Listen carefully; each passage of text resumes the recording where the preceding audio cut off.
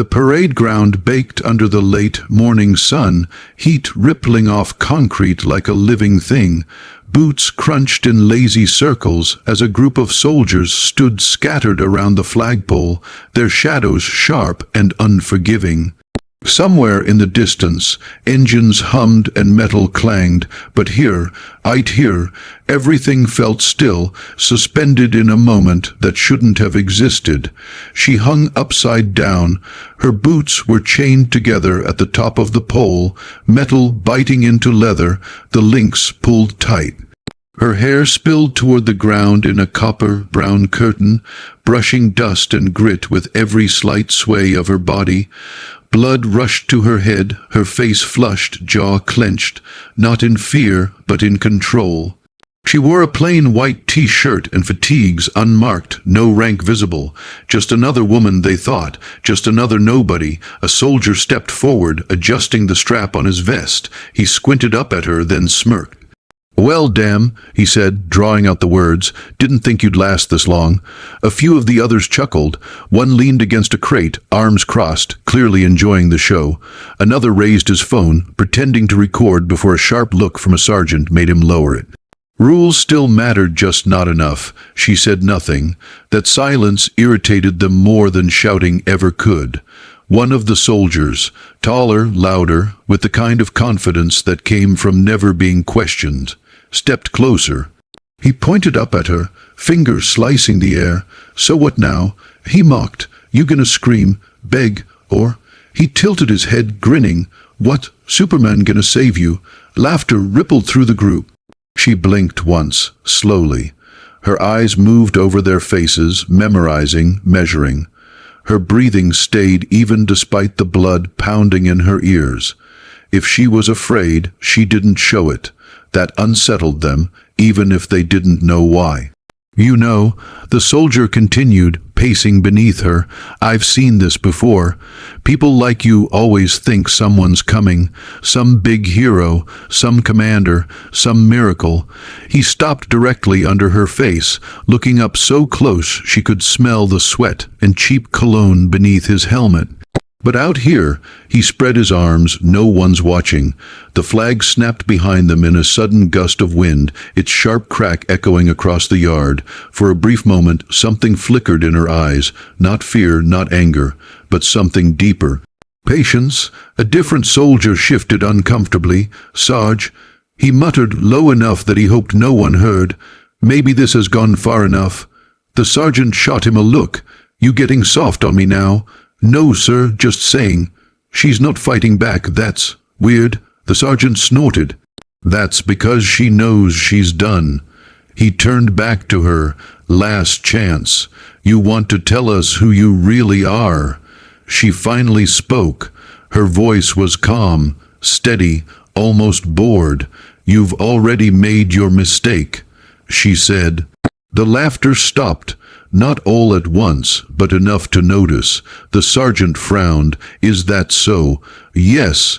He scoffed. "Funny, because from where I'm standing, you're upside down, tied up, and completely at our mercy." She met his eyes, even inverted, even chained. "From where I'm hanging," she replied, "you're already out of time." A few soldiers exchanged looks. The air felt heavier, like pressure building before a storm. Somewhere far off, a deep thump rolled across the horizon. Faint, almost imagined. One soldier turned his head slightly. "Did you hear that?" "Hear what?" The sergeant snapped. The thump came again, louder this time. She closed her eyes, not in defeat, but in certainty. The sergeant laughed again, a little too forced. "Don't tell me that's your Superman."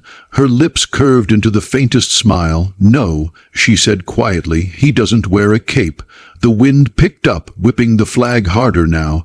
Dust lifted from the ground in small spirals. The distant sound grew clearer, rotors rhythmic and unmistakable. Several soldiers froze, and for the first time since they'd chained her there, doubt crept in. The sound came again, low, distant, but unmistakably real. "Whup, whup, Whoop! It rolled across the training yard like a slow drumbeat, vibrating faintly through boots and bones. At first, no one wanted to acknowledge it. Soldiers were trained to trust their senses, but they were also trained not to jump at ghosts.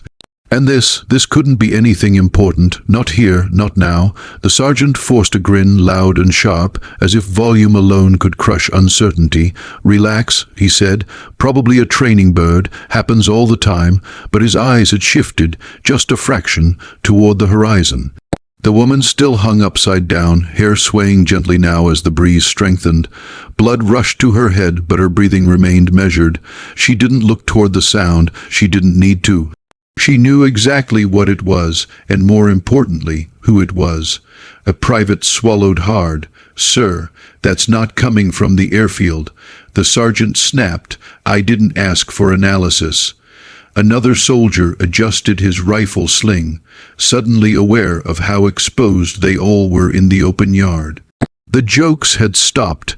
No one was laughing now. Even the ones who'd enjoyed this a moment ago felt the mood sour, like milk left too long in the sun.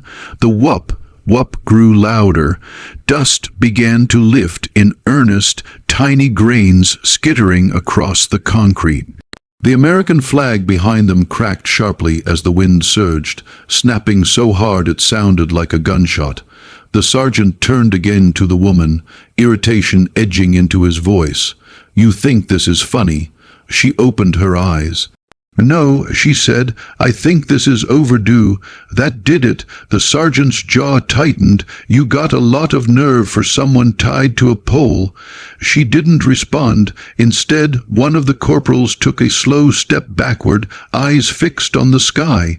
"Sir, that's not a Black Hawk." The words landed like a stone dropped into water. "What?" The sergeant barked. The corporal didn't look away. "Rotor pitch is wrong. That's not standard Army." Another beat of silence. Then another sound joined the first, higher, sharper, slicing through the air with disciplined precision. A second aircraft, fast, purposeful. The sergeant finally turned fully toward the horizon. Far beyond the barracks, dark shapes were forming against the pale sky. "Jesus," someone muttered. The woman's lips parted slightly, not to smile, not to gloat, but to exhale. Relief, long delayed, finally surfaced. One soldier broke formation instinctively, stepping closer to the sergeant. "Sir, should we untie her?" The sergeant hesitated. That hesitation was everything. "Stand fast," he said finally. "No one touches anything until I know what's going on." The woman spoke again, voice calm despite the strain. "You don't have that kind of time." The sergeant rounded on her. "Shut up." The aircraft were close enough now that the wind they generated began to push hard against uniforms and exposed skin. Loose gear rattled. Someone's helmet strap flapped wildly. A sharp crack echoed as one of the chains holding her boots shifted against the pole. The private who'd spoken earlier whispered, "Sir, those markings." "What markings?" The sergeant snapped, but his voice wavered. The private pointed. "They're not Army. That's naval." A chill rippled through the group. Fast, electric. Naval aircraft didn't just wander into Army training zones, not without clearance, not without reason. The woman tilted her head slightly, eyes still level with the world despite being upside down. "I told you," she said softly. "You already made your mistake." The sergeant felt sweat trickle down his spine, not from the heat. One of the soldiers fumbled for his radio, fingers suddenly clumsy. He raised it to his mouth, then froze. Static, just static. The whoop thundered overhead now, so loud it drowned thought itself. Shadows swept across the yard as the first aircraft passed, low, aggressive, unmistakably intentional. Every soldier stood rigid, instinctively snapping to attention without realizing it. This wasn't a drill. This wasn't routine. This was an arrival. The woman closed her eyes again, just for a moment. When she opened them, her voice was barely louder than the wind. "He hates being late." The sergeant stared at her, then at the sky, then back again. His confidence, so loud minutes ago, crumbled into something smaller, something brittle. "Who," he demanded, "is he?" She met his gaze, upside down and unbroken. "My husband," she said. Another aircraft roared overhead, lower than the first. And for the first time since they'd tied her up, every soldier understood the same terrible truth at the same time. Whatever was coming next, they were on the wrong side of it. The wind hit first hard, deliberate, unforgiving. It slammed into the parade ground as if the sky itself had decided to descend, kicking up dust, loose gravel, and forgotten scraps of paper that spiraled violently through the air. Soldiers staggered, boots scraping for balance. Helmets rattled. Someone cursed under their breath, barely audible over the roar. Then the aircraft came into full view, low, fast, black, not army green, not marked for show. These machines wore their purpose like a warning. Sleek naval helicopters cut across the sky with predatory confidence, banking sharply as they slowed. Their rotors chopped the air with surgical precision, not a wasted movement among them. Every soldier on the ground knew what they were looking at, even if none of them wanted to say it out loud. The sergeant raised an arm instinctively, shielding his eyes as the sun flashed off the cockpit glass. His mouth opened, then closed. Whatever command he'd meant to shout dissolved before it reached his tongue. This wasn't his field anymore. The first helicopter flared, dropping altitude fast. Dust exploded outward in a blinding cloud as it hovered just feet above the ground. The sound was overwhelming, physical, crushing, vibrating through ribs and teeth. The woman hanging upside down didn't flinch. She watched calmly as the side door slid open. A figure stepped into the open frame, silhouetted against the sky. For half a second, the dust obscured everything. Then the man jumped. He fell cleanly, knees bent, body controlled, landing with a heavy thud that sent another wave of dust outward. He didn't stumble, didn't hesitate. He rose smoothly, already moving as the downdraft whipped his uniform around him. Navy SEAL, not just any SEAL. His presence carried weight. Visible, immediate, undeniable. His gear was worn, not polished. Functional, not decorative. A commander's insignia rested on his chest, subdued but unmistakable. His helmet was clipped at his side, his eyes hidden behind dark lenses that reflected the chaos around him without revealing a thing. Behind him, more figures descended, ropes snapping taut, boots hitting ground in perfect sequence. A team, silent, efficient, deadly. Every soldier on the parade ground froze. No one spoke. No one moved. The sergeant felt his pulse hammer in his ears as his brain scrambled for any authority that could match what had just landed in front of him. "Identify yourselves," he shouted, his voice thin against the thunder of rotors. The commander didn't answer. He turned slowly, surveying the scene, the flagpole, the chains, the woman hanging upside down. Something changed in the air. Those close enough swore they felt the temperature drop. The commander took off his sunglasses, his eyes locked onto her for the briefest moment, so fast most missed it. Something raw crossed his face. Not panic, not confusion, recognition. Then control slammed down hard over it, like a steel door. He turned back to the soldiers. Every movement he made was deliberate, calm, terrifying. "Who authorized this?" he asked. His voice wasn't loud. It didn't need to be. The sergeant swallowed. "This is an army training ground. You're not cleared." The commander took one step forward, just one. "Who," he repeated, "authorized this?" Silence. One of the younger soldiers shifted, then snapped to attention instinctively. Another followed, then another. Like dominoes falling, discipline reasserted itself, not because they were ordered to, but because their bodies recognized superior command. The sergeant felt it slipping. Control, authority, confidence, all draining away. She assaulted personnel. He said quickly, "We restrained her." The commander's gaze flicked back to the woman. "She assaulted who?" The sergeant gestured vaguely. "My men?" The commander nodded once. "Untie her." No hesitation, no discussion. The sergeant bristled. "Sir, with respect." The commander's eyes snapped back to him. That was it. That was the moment everything ended. "With respect," the commander said quietly, "you're standing between me and my wife." The words landed harder than any shouted threat. A collective inhale rippled across the yard. "Wife," the sergeant's face drained of color. The commander turned back to his team. "Now." Two SEALs moved instantly, crossing the ground with controlled speed. They stood beneath the flagpole, assessing the chains, already working to release them. The woman finally let herself smile, not wide, not triumphant, just relieved. As the first chain loosened, the commander remained where he was, eyes never leaving her. When she was lowered to the ground, boots touching concrete at last, she wobbled only slightly before straightening. She looked up at him. "You're late," she said softly. He stepped forward at last. "I know," he replied. "Won't happen again."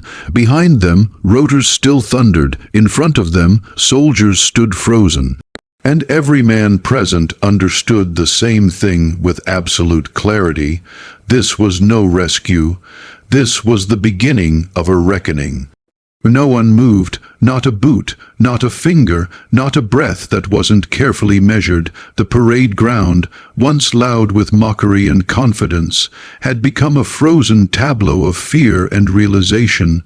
Soldiers stood stiff, eyes forward, spines straight, as if the ground itself had snapped them into place. Training took over when ego failed. Instinct recognized authority long before the mind accepted it. The woman stood beside her husband now, feet firmly on the concrete, blood returning to her head in slow, painful pulses. One of the SEALs quietly draped a jacket over her shoulders without being asked. She accepted it with a nod, never taking her eyes off the soldiers who had chained her up minutes earlier. The commander finally turned fully toward them. Every step he took forward seemed to compress the air, drawing the space tighter, heavier. His boots made soft, controlled sounds against the ground. No hurried, no wasted movement. This wasn't rage. Rage was loud. This was something colder. "Names," he said. "No rank, no title, just one word." The sergeant hesitated, then snapped out his name, voice sharp but thin. One by one, the others followed. Each name spoken felt like a confession. The commander listened without interrupting, committing every sound to memory. When the last name was given, he nodded once. "You understand," he said evenly, "that what happened here is being documented." The sergeant swallowed. "Sir, we believed. You believed wrong." The commander cut in. Silence again. The woman shifted beside him, steadying herself. She didn't speak, but her presence was impossible to ignore. She wasn't hiding behind him. She wasn't clinging to him. She stood as his equal. Calm, composed, unbroken. The commander glanced at her briefly. "You okay?" "Yes," she replied, angry, but okay. That answer landed harder than any accusation. The commander turned back to the soldiers. "Do you know who she is?" The sergeant shook his head. "No, sir. She's cleared higher than anyone on this field." The commander said, "She has operated in zones you don't even know exist, and she was placed here under joint authority." A murmur rippled through the ranks before dying instantly under his gaze. "She doesn't wear rank because she doesn't need it." He continued, "You decided that made her disposable. No one argued, no one could." The commander stopped directly in front of the sergeant now. close enough that the man could see his own reflection in the commander's eyes. "You mocked her," the commander said quietly. "You restrained her without lawful cause. You humiliated her." He leaned in slightly. "You were wrong at every step." The sergeant's voice cracked. "Sir, I didn't know she was my wife," the commander finished. The sergeant nodded weakly. "That's irrelevant," the commander said flatly. "You didn't know she was human." That broke something. A few soldiers stared at the ground now, shame crawling up their necks. Others looked sick. The private who'd questioned things earlier clenched his jaw, guilt etched across his face. The commander straightened. "Effective immediately," he said, voice carrying effortlessly across the yard. "This training operation is suspended. These personnel are relieved of duty pending investigation." He turned slightly, addressing a SEAL officer who had stepped up behind him. "Escort them. Full reports. No shortcuts." "Yes, sir."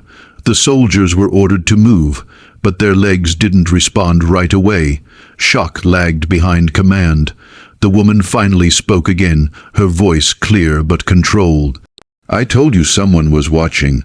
The sergeant looked at her then, not with defiance, not with mockery, but with something close to fear. "I'm sorry," he said quietly. She held his gaze. "So am I. For the people who'll come after you." The SEALs began to guide the soldiers away, firm but professional. No shouting, no force, none was needed. Discipline had returned, but now it served accountability, not cruelty.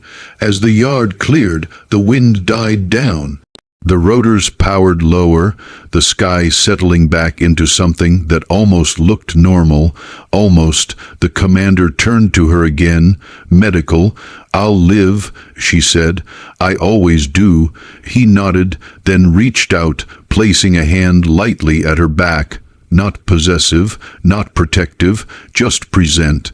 Behind them, the flag still waved. Ahead of them, consequences waited. And for the soldiers who'd laughed earlier that morning, one truth would follow them for the rest of their careers. They hadn't been stopped by force. They had been stopped by authority, and by the quiet strength of a woman who never needed saving. The parade ground emptied slowly, like a battlefield after the smoke cleared. Boots marched away in tight formation, escorted by SEALs whose faces revealed nothing. The soldiers who'd laughed earlier now kept their eyes forward, shoulders rigid, minds racing. None of them spoke. There was nothing left to say. Every step carried the weight of what they had done, and what would come next. When the last of them disappeared beyond the barracks, a heavy quiet settled in. The helicopters powered down one by one, rotors slowing until the thunder faded into a low mechanical hum, then silence. Dust drifted back to the ground, coating the concrete in a thin, gritty film. The American flag still waved above it all, steady now, as if it had seen this before. The woman exhaled deeply for the first time since she'd been untied. The rush of blood back into her body had left her lightheaded, but she stood firm, jaw set, shoulders squared. She rolled her neck once, testing for pain. There would be bruises. There always were, but pain had never been her weakness. The commander watched her closely. "Sit," he said quietly, not as an order but as concern. She shook her head. "Not yet." He didn't argue. He knew better. A medic approached cautiously, glancing between them. "Ma'am, if you'll let me in a minute," she said. "Check them first." The medic hesitated, then nodded and moved off toward the SEAL team. The commander's mouth tightened, not in disagreement, but in recognition. "Even now," she put others first. "Even now, you didn't have to come in like that," she said finally, breaking the silence. He met her eyes. "Yes," he replied, "I did." She studied his face, really looked at him now. The lines of command, the restraint, the anger carefully locked behind discipline. He'd been furious, she knew it, but he'd never let that fury spill where it didn't belong. "They humiliated you," he continued. They crossed lines they don't get to redraw. They thought I was alone, she said. He shook his head. They were wrong. She allowed herself a small smile about that. He stepped closer, lowering his voice. You warned them? Yes. They didn't listen. No. They stood there for a moment, side by side, not touching. They didn't need to. Years of shared operations, shared silences, shared near. Mrs. had built something deeper than reassurance. Around them, the SEALs quietly secured the area, professionalism unwavering, no cheers, no triumph. This wasn't a victory, it was a correction. A senior officer from Joint Command arrived, breathless, eyes wide as he took in the scene. He straightened instantly when he saw the commander. Sir, he said, we received reports. You'll receive more. The commander replied evenly. Full logs are being transmitted now. The officer nodded quickly. Understood. His gaze flicked to the woman, then away, respectful and careful. Ma'am, he added. She acknowledged him with a nod. As the officer moved off, she finally turned to her husband. You know they'll try to soften it. They can try, he said. They won't succeed. She searched his face again. This isn't about me. He held her gaze. It is when it needs to be. She didn't argue this time. The medic returned, insisting gently. She relented, sitting on a crate as he checked her wrists and ankles. The chains had left angry red marks, already darkening into bruises. The medic winced more than she did. You're lucky, he muttered. Another hour. She cut him off with a look. I know. When he finished, she stood again, rolling her shoulders beneath the borrowed jacket. The commander removed it from her gently, folding it and handing it back to the SEAL who'd offered it. Then he looked at her, not as a commander, not as a rescuer, but as the man who knew her best. They called me Superman, she said, almost amused. He arched an eyebrow. I heard. She smirked faintly. Guess they were disappointed. He allowed himself the smallest smile. You never needed saving. She stepped closer now, lowering her voice. Neither did they. They needed stopping. He nodded. And they were? They turned together toward the flagpole, the place where it had started. The chain still hung there, dull and lifeless, swaying slightly in the breeze. They'll remember this, she said. Yes, he replied, for the rest of their lives. She took one last look at the empty yard, then squared her shoulders, ready to go. He gestured toward the waiting aircraft. After you. As they walked away, side by side, one truth followed them. Quiet, unshakable, undeniable. She had never waited for a hero, and he had never come to save her. He had come because no one gets to mistake strength for silence and walk away unchanged. The helicopter lifted smoothly, rotors biting into the air as the ground fell away beneath them. Through the open side door, the base shrank into clean lines and ordered geometry. Barracks, training yards, flagpoles, all looking calm now, almost innocent. From above, nothing hinted at what had happened there hours earlier. No marks, no echoes of laughter, no chains, but silence she knew had a memory. She sat strapped in across from her husband, posture relaxed, eyes focused on the horizon. The medic had cleared her. The bruises would fade, the ache would pass. What mattered more was already settling in her chest. The slow, familiar weight that followed moments like this. You quiet, he said over the headset. She glanced at him, thinking about the private. She replied, the one who hesitated. He nodded. I saw him. He knew it was wrong. Yes. She leaned back slightly as the aircraft banked.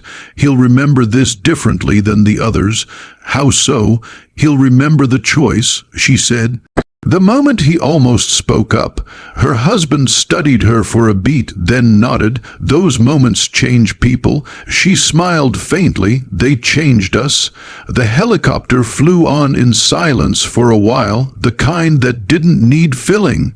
Below them, terrain shifted from concrete to fields, from rigid order to open land. The world moved on, as it always did. At the forward operations site, they disembarked quietly, no announcements, no ceremony. Just professionals returning to work. A senior civilian official waited inside, a woman with sharp eyes and a controlled expression. She stood when they entered. "I've reviewed the preliminary report," the official said. "It's thorough," the commander nodded. "It needed to be." The woman, still wearing borrowed fatigues, took a seat across from her. "They'll say it was a breakdown in discipline." "They already have," the official replied. "And you?" she asked. The official met her gaze. "I say it was a breakdown in character." That earned a small nod. "They'll want to know why you didn't identify yourself." The official continued. She shrugged lightly. "Because I shouldn't have to." Silence followed, not awkward but reflective. "You're right," the official said finally. "You shouldn't." The meeting was brief. Decisions had already been made. Investigations launched. Careers redirected, some salvaged, others ended. Accountability would come quietly, wrapped in paperwork and policy, not headlines. That was fine.